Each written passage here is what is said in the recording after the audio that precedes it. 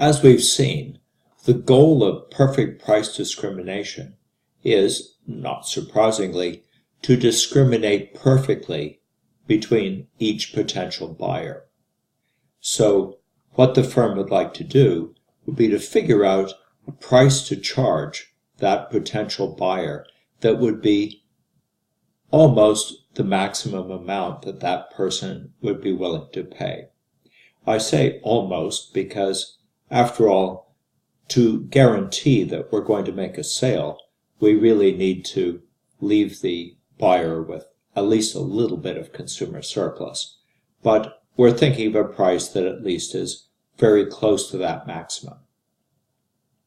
So what I want to show is that the firm could expand its sales and its profits if it was able to do this.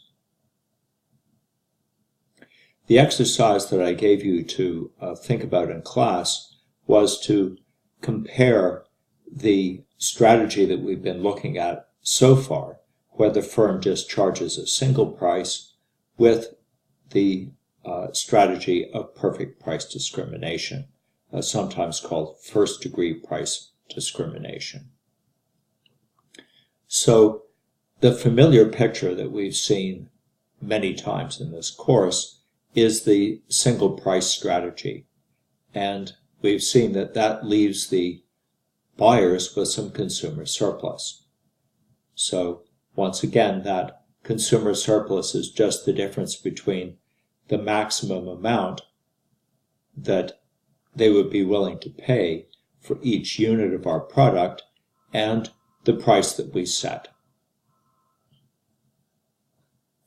That also, of course, leaves us with some profit contribution shown by this rectangle. Well, what happens if we can carry out perfect price discrimination?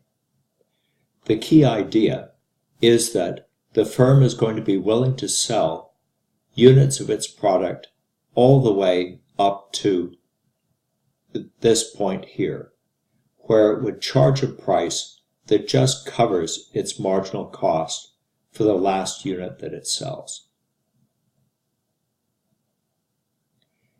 So if the firm can charge a separate price for each unit that's sold, then the demand curve simply describes the price that each of those units is sold for, and if we just add up the area under the demand curve, that just tells us what our total sales revenue must be.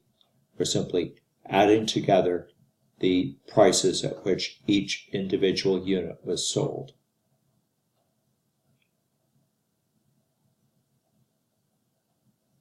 Well, that must mean that the demand curve is simply showing us the firm's marginal revenue. This is a special case where the price that we get for each additional unit that we sell shows us the additional revenue that we get from each extra unit. That's happening because, if you think about it, the extra unit is sold for a slightly lower price as we move down the demand curve, but that doesn't mean that we have to reduce the price on all of these previous units that we sold, as we did in the single price case.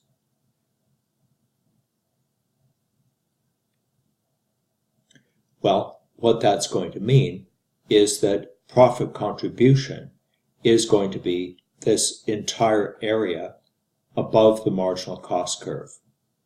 So, say if we just take one unit of the product that was sold for this price, the difference between that price and marginal cost shows us the profit contribution from selling that unit. Well, we can just add up those profit contributions all the way up to here, where the last unit that was sold, we could imagine it selling just for marginal cost, added nothing to our profit contribution. what we can do is to compare that with the single price situation. In the single price situation, we saw the profit contribution was just this difference between the single price that we sold these units for and marginal cost. But by carrying out this price discrimination, what we've done is we've added these two pieces to profit contribution. So for the units that we would have sold before in the single price case, now we've sold each one for a higher price. So we've added this blue triangle to our profit contribution. And it's important to note that what's happened here is that we've sold an additional amount that we wouldn't have produced and sold before. Before, it wouldn't have made any sense to sell anything beyond this particular quantity, because to sell that, we would have had to lower the price a little bit on everything that we were selling. And if we did that, our marginal revenue in the single price case would be less than our marginal cost. Well, if we're adding less to our revenues than we're adding to our costs, our profits would be declining in that case. But if we can perfectly price discriminate like this, then it pays to sell beyond this point, because if we can sell a unit of our product for, say, that price there, then that price is greater than marginal cost. We're adding something to profit contribution. And we keep adding to profit contribution until, as I've mentioned before, we sell right up to the point where the price of the last unit that we sell is just equal to marginal cost. So it's clear that profits are going to be greater if we can carry out this kind of price discrimination strategy. We add this amount to profit contribution and this amount.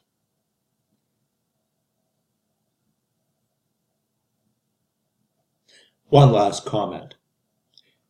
Does this necessarily mean that the firm is making a profit?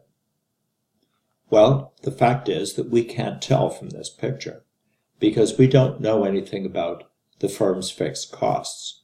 The only information we've got right here is about the firm's marginal costs.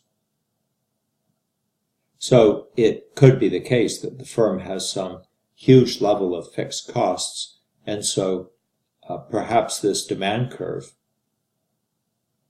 even if we perfectly price discriminate, would not allow us enough profit contribution to cover our fixed costs.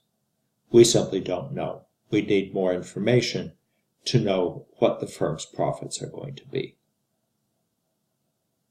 The next video will consider how firms might try to actually carry out this kind of price discrimination in practice.